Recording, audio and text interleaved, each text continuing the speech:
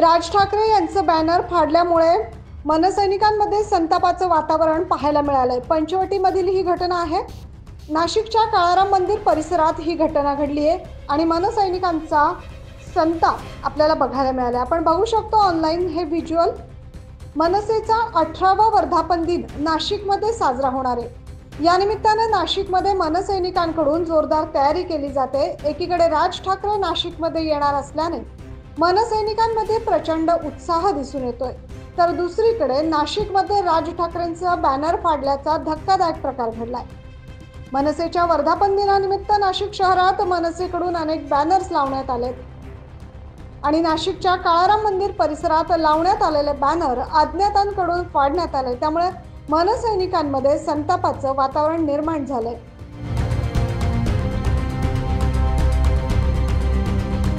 याबाबत प्रसाद सानप यांनी अधिक माहिती दिली आहे।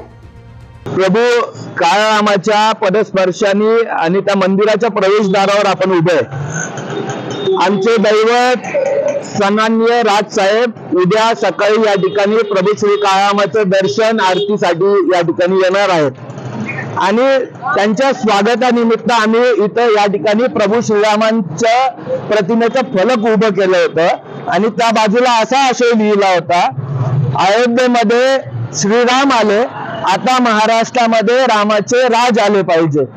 म्हणजे प्रभू श्रीरामांनी ज्या पद्धतीने रामराज्य चालवलं, जी संकल्पना राबवली, त्या संकल्पनेचं हे बॅनर लावलं होतं। पण प्रभू रामचंद्रांच्या पदस्पर्शाने पावन झालेली पंचवटीतली जनता आणि नाशिक मधली जनता या समाजकंटकांना माफ करणार नाही। त्यांनी प्रभू श्रीरामाच्या प्रतिमेला हात घालण्याचा प्रयत्न केलाय। अनेक पक्ष आज प्रभू श्रीरामांच्या नावावर राजकारण करता, पण लाज नाही वाटत काय बॅनर फाडताना, प्रभू श्रीरामांच्या प्रतिमेला हात घालताना?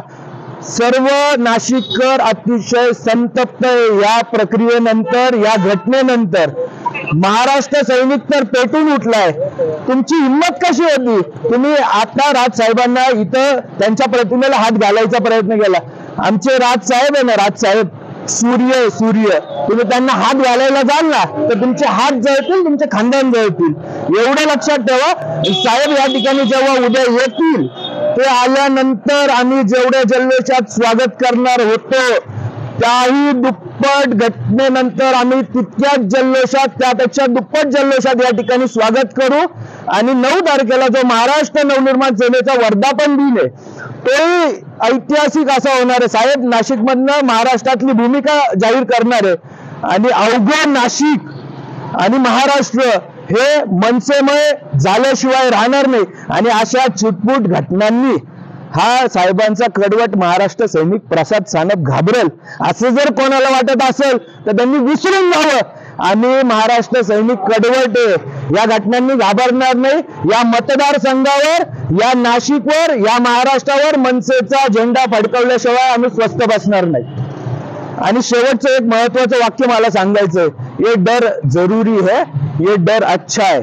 तुम्ही एवढ्या लवकर घाबरायला लागले ना, काही गरज नव्हती तुम्ही या गोष्टी करण्याची। आम्ही पेटून उठले, महाराष्ट्र सैनिक आता पेटून उठले। राज ठाकरे हे आज सायंकाळी नाशिकला येणार आहेत। ते उद्या सकाळी नाशिकच्या काळाराम मंदिराला भेट देऊन महाआरती देखील करणार आहेत। या निमित्त काळाराम मंदिर परिसरात कार्यकर्त्यांकडून जोरदार तयारी केली जाते। बुधवारी या परिसरात राज ठाकरेंचं बॅनर फाडल्याचं निदर्शनास आलंय। बॅनर कोणी आणि का फाडले याचं कारण अद्याप अस्पष्ट आहे। या प्रकरणी पोलीस तपास देखील सुरू आहे। 9 न्यूज महाराष्ट्रासाठी प्रतिनिधी अजीज सय्यद।